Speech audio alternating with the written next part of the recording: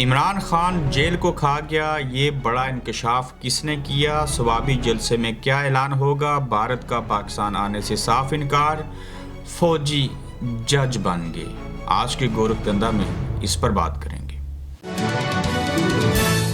السلام علیکم، آپ دیکھ رہے ہیں گورکھدندہ، ابرار قریشی آپ سے مخاطب ہوں۔ سب سے پہلے بات کریں گے عمران خان صاحب کے اوپر، اور پھر ثوابی جلسہ بھی ہے اور دیگر اہم پہلو بھی اس کے اندر شامل حال ہیں۔ عمران خان صاحب جیل کو کھا گئے، ایک ایسا جملہ، ایک ایسا لفظ جیل اور پھر اس کو کھا جانا، یہ کس چیز کے مصداق ہے اور ایسا کس نے اور کیوں کہا؟ پھر عمران خان صاحب کا جیل میں رہنا، اور اس سلسلے میں جس نے سب سے طویل جیل کاٹی جو جاوید ہاشمی ہیں، انہوں نے بھی ایک بڑا انکشاف کیا ہے۔ کہتے ہیں کہ کوئی بھی شخص جب جیل میں جائے، بے گناہ ہو یا سزا یافتہ ہو یا قصوروار ہو، کوئی بھی حیثیت ہو، پہلے 3 مہینے محمد مالک کہتے ہیں کہ یا جیل انسان کو کھا جاتی ہے، قیدی کو، یا پھر قیدی جیل کو کھا جاتا ہے۔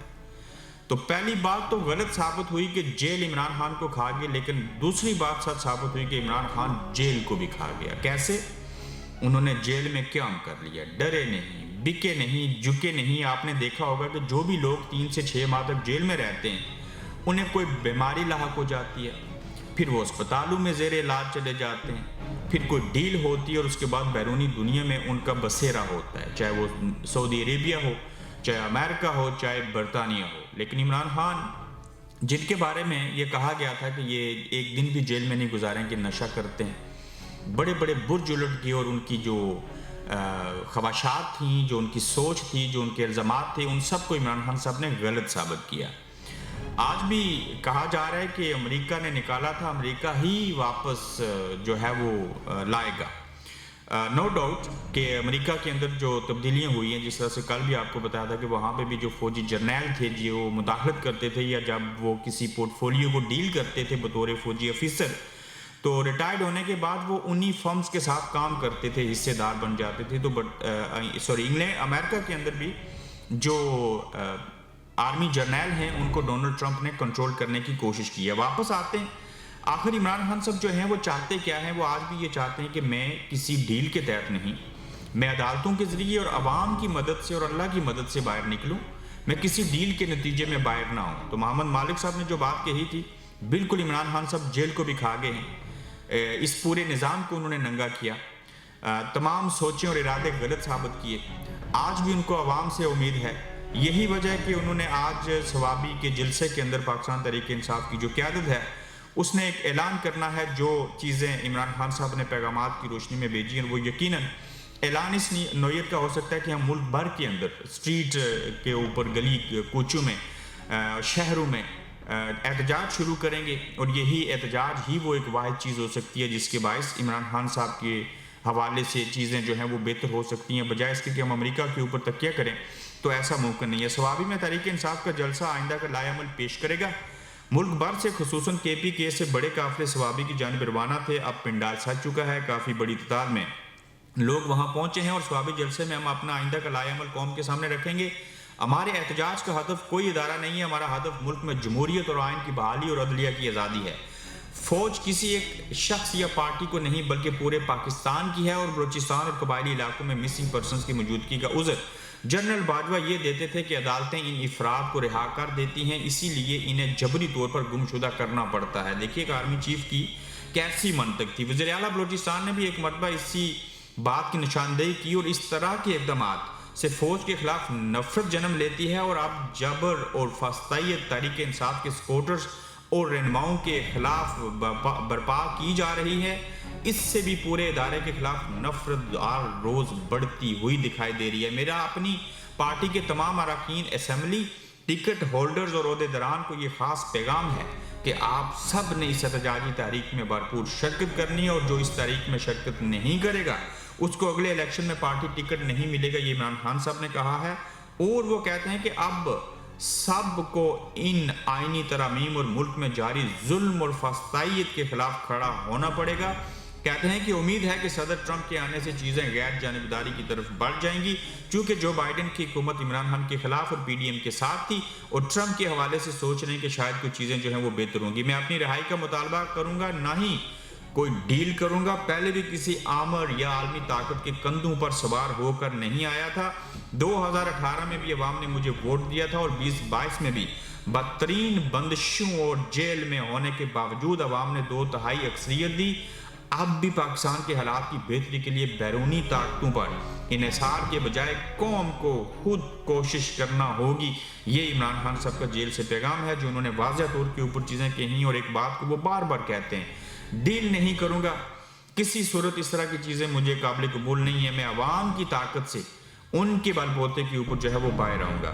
بھارت کا پاکستان آنے سے صاف انکار، اور اس سلسلے میں آپ نے دیکھا ہوگا کہ چیمپئن ٹرافی پاکستان میں ہو رہی ہے 2025 میں، اور اس میں بھارتی کرکٹ بورڈ BCCI نے چیمپئن ٹرافی 2025 کے لیے اپنی ٹیم کو پاکستان بھیجنے سے پھر سے انکار کر دیا۔ بھارتی کرکٹ بورڈ نے ICC اور PCB کو آگاہ کر دیا ہے کہ ہم بھارتی ٹیم کو پاکستان کے اندر چیمپئن ٹرافی کھیلنے کے لیے نہیں بھیجیں گے۔ یہ بھارتی میڈیا کا دعویٰ ہے، لیکن مجھے لگتا ہے کہ بھارت کی ٹیم جو ہے وہ پاکستان آئے گی، اور وہ ضرور یہاں پہ جو ہے کرکٹ میچ ہیں چیمپئن ٹرافی کے، وہ اس کو کھیلیں گے۔ ادروائز یہ بھی ایک بڑا گورکھ دندہ بن چکا ہوا ہے کہ انہوں نے آنا ہے یا نہیں آنا۔ اگر بھارت جیسی ٹیم نہ آئے اور چیمپئن ٹرافی بھی ہو رہی ہو تو یہ کیسے ممکن ہو سکتا ہے کہ پھر بھارت کی ٹیم کے بغیر ہی چیمپئن ٹرافی ہو جائے، یا چیمپئن ٹرافی میں بھارت کی کرکٹ ٹیم جو ہے وہ نہ آئے۔ فوجی عدالتوں کے خلاف اقوام متحدہ سرگرم، اور وہ جو فوجی جج بننا چاہ رہے تھے ان کے حوالے سے چیزیں، اور پاکستان میں تو فوجی ویسے بھی جج بنے ہوئے ہیں، اب یہ عملی طور پہ بننا چاہتے تھے ملٹری کورٹس کو ایکٹیویٹ کر کے، عمران خان صاحب کا ملٹری ٹرائل کر کے۔ اس سے پہلے بھی کتنے لوگوں کا ملٹری ٹرائل ہوا۔ سب سے پہلے ملٹری کورٹس جو بنی ہیں جو ہیں وہ صرف فوج کا یہ احتساب کریں۔ آپ اپنے سابق جتنے لوگوں نے ملک کے اندر مارشل لا لگایا ان کا ٹرائل کیجئے، ملٹری ٹرائل۔ جو کرپشن کرتے ہیں، جنرل باجوہ نے 12 ارب روپے کی کرپشن کی، اس کا فوجی ٹرائل کیجئے۔ وہ جو پیزے والی سرکار تھی ان کا فوجی ٹرائل کر لیجئے۔ باقی اور کتنی قباحتیں ہوتی ہیں میں یہاں بیان کرنا چاہوں تو میری زبان اجازت نہیں دے گی، ان سب کا ملٹری ٹرائل کریں۔ جب آپ اپنے ادارے میں انصاف کر چکے ہیں، اپنے ملک کے اندر انصاف کر چکے ہیں، تو پھر اسلامی جمہوریہ پاکستان کے جو سیاستدان ہیں، جو پارلیمنٹ ہے، جو عوام ہے، ان کا احتساب کیجئے گا، مہربانی کیجئے۔ باہر کی عدالتوں پہ بھی قبضہ، اپنی بھی عدالتیں جو لگائی ہیں اس میں بھی ناانصافی، جائیں تو جائیں کہاں؟ تو اس کے اوپر جناب اقوام متحدہ کیا کہتی ہے یہ سن لیجئے گا۔ وہ کہتے ہیں کہ فوجی عدالتوں کے شہریوں پر مقدمات چلانے کا اختیار ختم کیا جائے، ان کے ذریعے سزائے موت کے نفاذ کا سلسلہ روکا جائے، اور ان کی کارروائیوں کو بین الاقوامی معاہدے کے تحت منصفانہ ٹرائل کے حق کی فراہمی کو یقینی بنایا جائے۔ اقوام متحدہ کی کمیٹی نے پاکستان میں عام شہریوں کے فوجی ٹرائل کی مخالفت کر دی۔ پاکستان کے انسانی حقوق کے ریکارڈ پر اقوام متحدہ کی کمیٹی نے تنقید کی ہے، اور سنگین مسائل کی نشاندہی پاکستان کو بنیادی تبدیلیوں اور سفارشات جن میں فوجی عدالتوں کے تحت مقدمات کا خاتمہ، جبری گمشدگیوں کا سدباب اور ٹرانسجنڈر تحفظ کا قانون بھی شامل ہے۔ کیا حکومت پاکستان ان سفارشات پر عمل کرے گی؟ مشکل لگتا ہے، لیکن جب آپ انہی لوگوں سے بھیک مانگنے جاتے ہو اور پھر آپ ان کی باتیں جب نہیں مانتے تو ایسے عالم میں آپ کو دشواریاں ہوتی ہیں۔ آخر کب تک آپ ان چیزوں کو نظر انداز کریں گے اور اپنی ذاتی خواہشات اور ذاتی بغض و عناد اور اپنے ادارے کے مفادات کی تکمیل کے اصول کے لیے پاکستانی سیاستدانوں کو، جمہوریت کو اور عوام کا گلا گھونٹ کے رکھیں گے؟ وہ وقت آئے گا جب یہ تبدیلیاں رونما ہوں گی۔ JUI کا عمران خان سے ملنے اڈیالہ جیل جانے کا فیصلہ، JUI فے کا عمران خان سے اڈیالہ جیل ملاقات کا فیصلہ کیا گیا ہے۔ JUI کے سینیٹر کمران مرتضیٰ مولانا فضل الرحمان کی بیرون ملک سے واپسی کے بعد ان سے ہدایات لے کر عمران خان سے ملاقات کے لیے جائیں گے۔ سموگ ہمارے گناہوں کا نتیجہ ہے۔ علماء کونسل جو ہے اس نے بتایا، یہ مولویوں کا فتویٰ ہے کہ یہ جو سموگ ہے ملک کے اندر، یہ ہمارے گناہوں کا نتیجہ ہے۔ اس کے اوپر میں کیا چیز کروں؟ اگر ہمارے گناہوں کو دیکھے نا اللہ کی ذات جو کہ دیکھ رہی ہے، تو اس کی وجہ سے یہ سموگ، یہ دھواں نہ آئے، یہاں کوئی ایسا سیلاب، کوئی زلزلہ آ جائے، پہاڑ گرا دیے جائیں اس قوم کے اوپر، یہ سموگ اپنے غلط کرتوتوں کی وجہ سے ہے۔ کلائمیٹ چینج کی باتیں عمران خان سمیت پوری دنیا کہتی رہی، آپ نے اس کے اوپر توجہ نہیں دی۔ خود بیرونی دنیا میں بھاگ جاتے ہیں کہ سموگ کی وجہ سے بیماری نہ لگے، جن کے پاس اختیارات ہیں، اور عوام کو اس چیز کے اندر دھکیل دیا۔ تو میں علماء کی اس بات سے اتفاق نہیں کرتا۔ یہ جو سموگ ہے، یہ جو اللہ کی طرف سے کوئی عذاب ہے، اللہ کی طرف سے عذاب آنا ہو تو یہ بڑی چھوٹی سی چیز ہے۔